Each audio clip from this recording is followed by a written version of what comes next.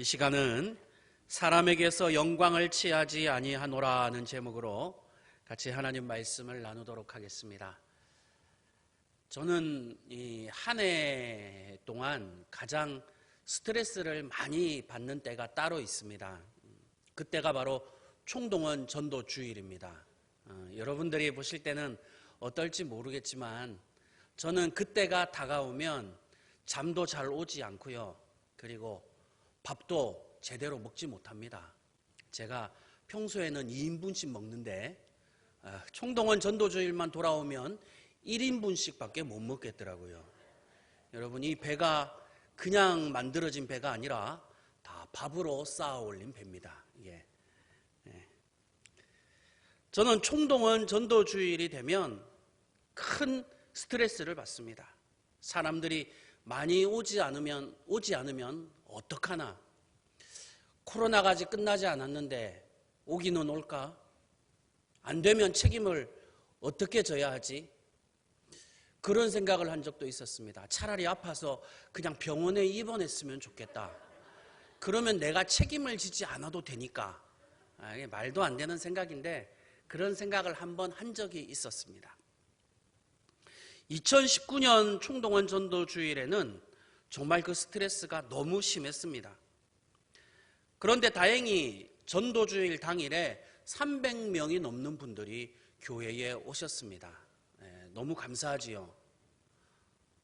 본당의 자리가 모자랄 정도였습니다. 그래서 식당에 있는 의자를 가져와서 이렇게 놓아서 예배를 드릴 정도로 정말 많은 분들이 오셨습니다. 그날 한 분이 제 손을 꼭 잡으면서 그렇게 말씀하시더라고요. 목사님, 고생하셨습니다. 정말 수고하셨습니다. 우리 교회 역사상 가장 많은 사람이 왔습니다. 얼마나 그 말이 감사한지요. 모든 스트레스가 다 날아갔습니다. 어깨가 으쓱하더라고요. 그런데 그날부터 제 믿음에 문제가 생겼습니다. 성도들에게 칭찬을 받고 싶어졌습니다. 성도들에게 인정을 받고 싶다라는 생각이 제 마음속에서 조금씩 올라왔습니다. 그래서 혹시 누가 나를 칭찬하지 않나 두리번거렸습니다. 어느 날 기도하는 가운데 성령님께서 저를 책망하셨습니다. 네가 그렇게 사람의 칭찬을 받고 싶으냐? 너는 사람의 종이냐? 예수 그리스도의 종이냐? 그날 제가 깨달았습니다. 내가 바리새인과 같은 사람이었구나. 내가 세속적인 목사였구나. 조금만 정신을 차리지 않으면 이런 나사빠진 목사가 나도 될 수 있겠구나. 그날 이후로 어떤 성도가 저를 칭찬하면 제가 잘했구나라고 생각하지 않았습니다. 내가 제대로 못하니까 좀 더 제대로 하라는 의미에서 하시는 말씀이구나. 물론 칭찬받을 만한 일을 한 적도 없고요. 칭찬받을 일도 없고요. 그날 이후로 어떤 사람이 칭찬하든 별로 칭찬에 신경을 쓰지 않게 됐습니다. 예수님 당시의 바리새인들도 너무 세속적이었습니다. 이 사람들은 사람의 영광을 구했습니다. 기도할 때도 일부러 사람이 많은 시장 한복판에서 기도했습니다. 저 바리새인은 기도를 아주 열심히 해. 잔치 자리에 가도 상석에 앉는 것을 원했습니다. 만약에 낮은 자리를 주면 기분 나쁘다, 불쾌하다고 하면서 자리를 떠나버렸습니다. 예수님께서는 그런 바리새인들의 모습을 보시고 그들을 비판하셨습니다. 오늘 본문 44절입니다. 너희가 서로 영광을 취하고 유일하신 하나님께로부터 오는 영광은 구하지 아니하니. 그들은 서로 영광을 주고받았습니다. 서로 칭찬해 주었습니다. 참 훌륭하십니다. 저도 훌륭하지요? 네, 맞습니다. 당신도 훌륭하네요. 부작용이 생겼습니다. 하나님보다 사람을 더 신경 쓰게 되었습니다. 서로 영광을 주고받다가 하나님의 영광이 사라져 버렸습니다. 기독교 역사를 보면 교회가 타락할 때 나타나는 공통점이 있습니다. 교회의 영적인 지도자가 왕이나 귀족과 어울려 다닐 때 교회는 반드시 타락했습니다. 왜 그럴까요? 세상으로부터 영광을 받고 싶기 때문입니다. 여러분, 예수님을 보십시오. 예수님은 어떠셨습니까? 예수님의 인기는 대단했습니다. 이스라엘 전국이 뒤집어질 정도였습니다. 주님의 소문이 로마에까지 퍼질 정도였습니다. 그럴 만도 하지요. 예수님 손짓 한 번에 안진뱅이가 일어났습니다. 예수님 눈짓 한 번에 죽은 자가 살아났습니다. 예수님 말씀 한마디에 천국과 지옥이 떨렸습니다. 예수님께서 하시고자 하시면 못하실 일이 없었습니다. 어느 누구도 예수님을 막을 수 없었습니다. 어떤 존재도 예수님을 거역할 수 없었습니다. 사람들이 그 모습을 보고 수많은 사람들이 예수님을 따라다녔습니다. 그 중에는 지위가 높은 사람들도 많았습니다. 왕족도 있었습니다. 귀족도 있었습니다. 고위 종교 지도자도 있었습니다. 그런 사람들하고 가깝게 지내면 참 좋을 것 같아요. 그렇죠? 사람이 포음이 나잖아요. 어디 데리고 다니기도 얼마나 좋습니까? 얘가 우리 교회 성도인데 왕족이야, 왕족. 헤롯 왕 알지? 헤롯 왕이 삼촌이래. 얼마나 보기 좋아요. 교회에 만약에 전직 대통령이 있다라고 생각해 보십시오. 우리 교회에 전직 대통령이 있어? 대통령 딸이 다녀? 우리 교회 삼성 회장 아들이 우리 교회에 있어? 참 보기 좋지 않습니까? 전도하기도 좋은 것 같아요. 그런데 예수님은 달랐습니다. 예수님은 언제나 가난한 자와 함께 하셨습니다. 예수님은 낮은 자와 함께 하셨습니다. 예수님은 세리를 가까이 하셨습니다. 예수님은 죄인을 가까이 하셨습니다. 예수님의 별명이 세리와 죄인의 친구였습니다. 마태복음 11장 19절입니다. 세리와 죄인의 친구로다 하니. 인간적인 눈으로 보자면 예수님이 잘 이해가 되지 않습니다. 요즘에 그런 말이 있죠. 사람마다 클래스라는 게 있다고 합니다. 저는 그런 게 있다라고 생각하지는 않습니다.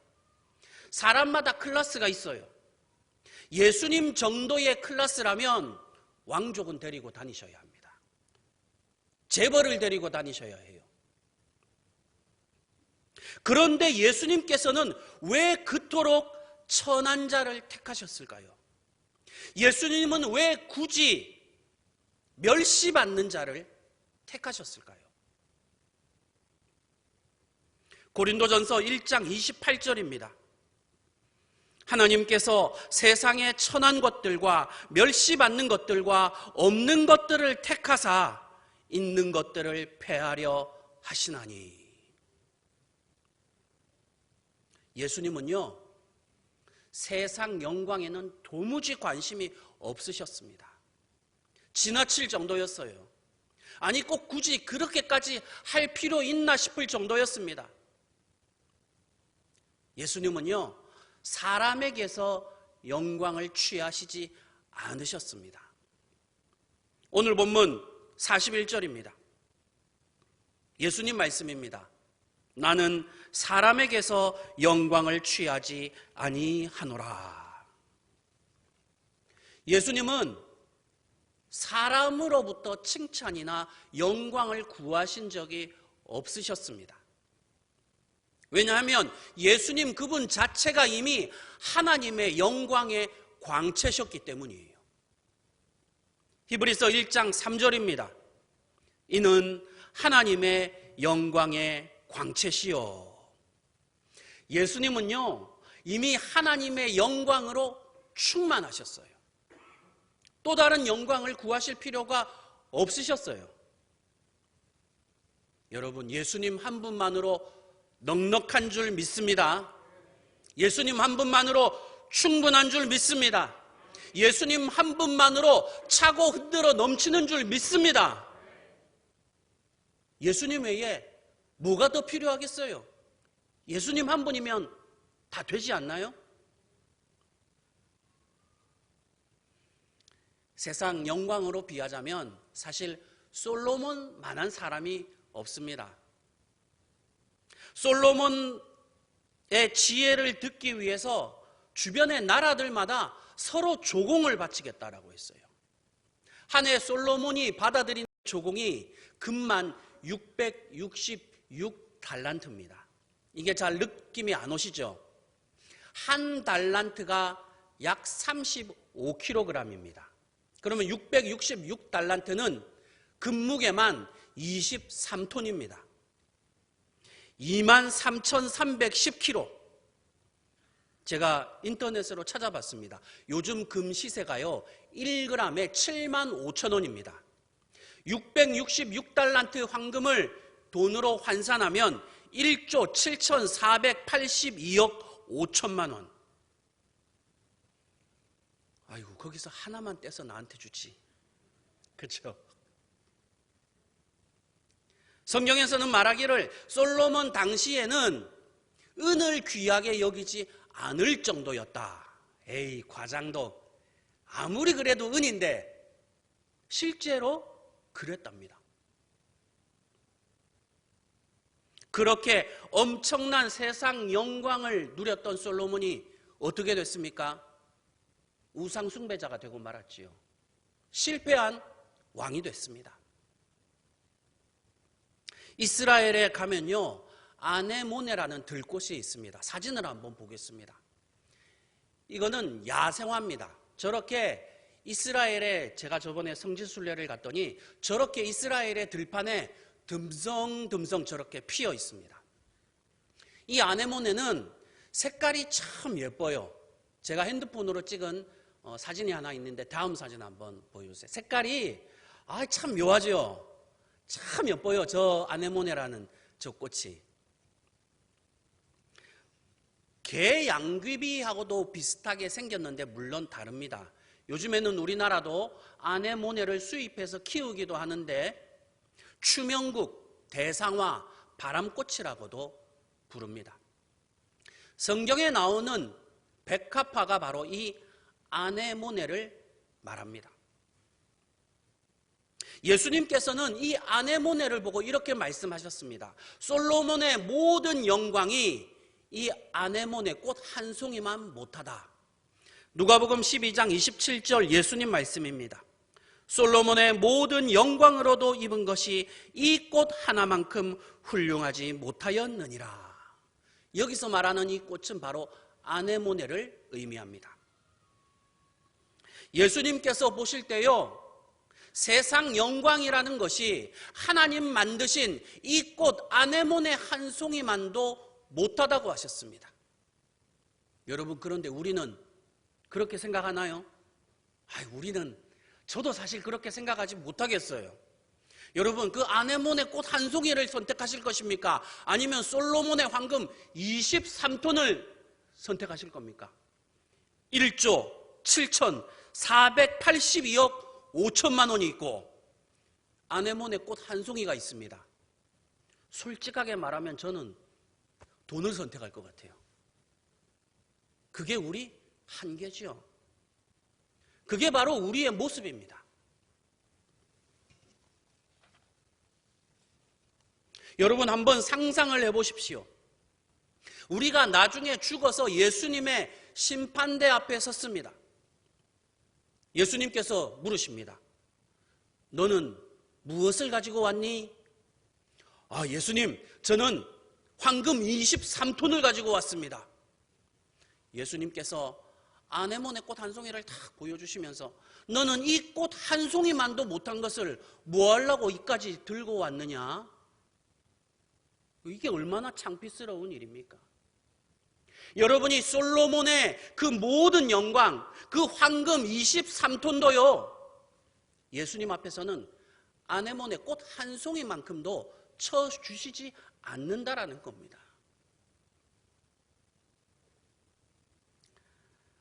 주기철 목사님은 한국 교회가 낳은 위대한 순교자죠. 불세출의 신앙 영웅이라고 하실 수 있는 분이 주기철 목사님입니다. 일본 제국이 멸망하고 해방이 돌아왔습니다. 대한민국 정부에서는 주기철 목사님 그 남겨진 그 오정모 사모님에게 독립 항일투쟁상을 주려고 했습니다. 오정모 사모님은 거절하시면서 이렇게 말씀하셨어요. 주기철 목사님은 투쟁을 하신 것이 아니라 예수님을 위해서 순교하셨습니다. 나라에서 주는 상을 받을 수 없습니다. 북한의 수괴 김일성이도 평소에 주기철 목사님을 존경했어요. 그래서 김일성이가 장교들에게 나무 상자 2상자를 들려서 오정모 사모님에게 보냈습니다. 사모님이 그 2 나무 상자를 열어보니까 돈이 가득한 거예요. 그리고 거기에 큰 땅 문서와 집 문서가 있었어요. 사모님께서 그것을 거절하시면서 이렇게 말씀하셨습니다. 이것을 받으면 후세 사람들이 주기철 목사님을 어떻게 생각하시겠습니까? 저희는 이것을 받을 수 없습니다. 그대로 돌려보냈습니다. 해방 이후에 한국 교회는 너도 나도 주기철 목사님의 순교신앙을 추도했습니다. 목사님이 담임하셨던 산정형 교회 성도들이 모여서 헌금을 모아 주기철 목사님의 동상을 세우려고 했습니다. 그때 오정모 사모님이 극구 반대하시면서 이렇게 말씀하셨어요. 당신들이 뭔데 우리 주기철 목사님이 하나님의 영광을 가리게 만드는 겁니까? 절대로 동상을 세워서는 안 됩니다. 제가 주기철 목사님을 존경하는 이유가 바로 여기 있습니다. 주기철 목사님은 내가 죽어야 조선의 교회가 산다라고 고백하셨습니다. 나는 이 일본의 이 감옥에서 죽어야 예수를 위해서 죽어야 한다고 하셨습니다. 주기철 목사님의 인생에 자기 자신의 영광은 하나도 없었습니다. 오직 예수 그리스도의 영광밖에는 없었습니다. 여기 참목자의 특징이 있습니다. 사람이 남는 것이 아니라 예수가 남는 겁니다. 사람의 이름이 남는 것이 아니라 예수의 이름이 남는 겁니다. 사람의 영광이 있는 것이 아니라 예수의 영광이 있습니다. 우리가 조심해야 할 일이 있습니다. 교회 일이라고 해서 다 예수님의 영광을 나타내는 것은 아닙니다. 분명 기독교와 관련된 일이기는 한데 예수님의 영광을 가릴 때도 있습니다. 사람들끼리 서로 영광을 주거니 받거니 하다가 끝날 때가 있습니다. 우리는 이것을 조심해야 합니다. 믿음의 조상이라고 해서 다 하나님의 영광을 나타냈습니까? 아닙니다. 아브라함을 보십시오. 하나님께서 아브라함에게 아들을 주신다고 하셨습니다. 하나님의 뜻이었어요. 그런데 조강지처 사라가 아들을 낳지 못합니다. 아브라함 마음속에 이상한 생각이 들기 시작했습니다. 그러면 내가 첩이라도 얻어서 아들을 낳아야지 하나님의 뜻을 이루어야겠다. 기다려야지요. 기도하면서 하나님의 뜻이 이루어지기를 기다려야지요. 그래야 믿음의 조상이지요. 그런데 아브라함은 젊고 이쁜 여자를 아내로 얻고 싶었습니다. 아브라함은 하갈이라는 아주 젊고 매력적인 여자를 두 번째 아내로 맞습니다. 하갈로부터 이스마엘이라는 아들을 얻게 되지요. 그 이스마엘이 오늘날 이슬람의 조상이 되었습니다. 그 이스마엘의 후손들이 지금도 전 세계 곳곳에서 테러를 저지르고 있습니다. 아브라함의 그 한 번의 실수가 전 세계를 고통으로 몰아넣고 있습니다. 물론 100% 아브라함만의 잘못이라고 할 수는 없습니다. 그러나 아브라함에게 아무 잘못이 없다라고도 말할 수 없습니다. 우리는 내 생각을 하나님의 생각이라고 우기면 안 됩니다. 우리가 어떻게 하나님의 마음을 헤아릴 수 있겠습니까? 하나님의 생각과 우리의 생각은 다릅니다. 다를 수밖에 없습니다. 같으면 이상하지요. 사람의 뜻을 버려야 합니다. 사람의 생각을 버려야 합니다. 하나님의 생각에 우리를 맞추어야 합니다. 마가복음 2장의 기록입니다. 어느 날 예수님께서 말씀을 전하실 때였습니다. 네 사람이 한 중풍병자를 들것에 메고 왔습니다. 예수님 주변에는 수천 명의 사람들이 둘러싸고 있었습니다. 도저히 예수님 곁으로 갈 수가 없었습니다. 이 네 사람은 꾀를 내었습니다.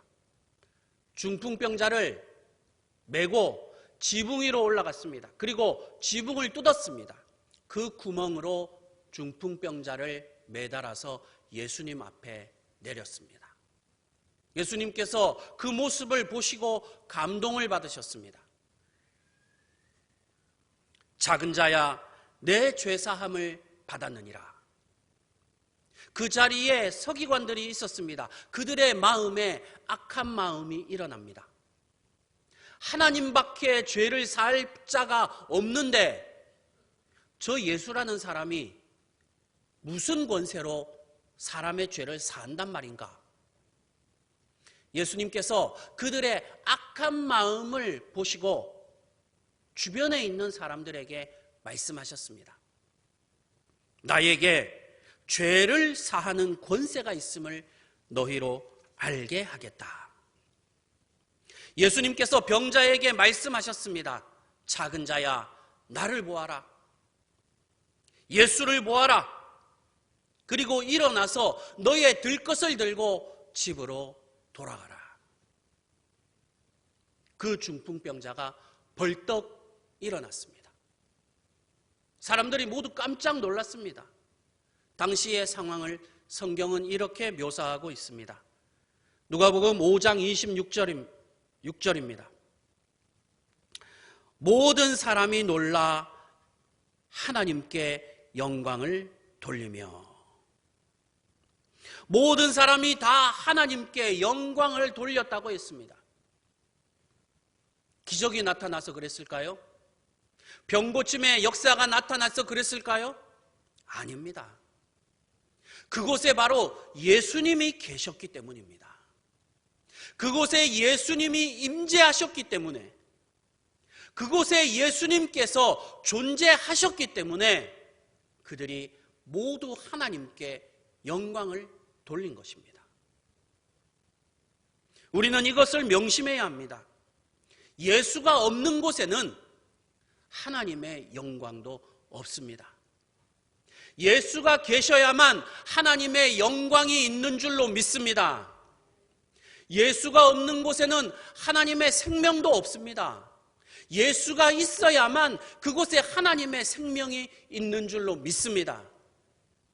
세상이 뒤집어지는 놀라운 진리라 할지라도 그곳에 예수가 없으면 그 진리는 이미 진리라고 할 수 없습니다.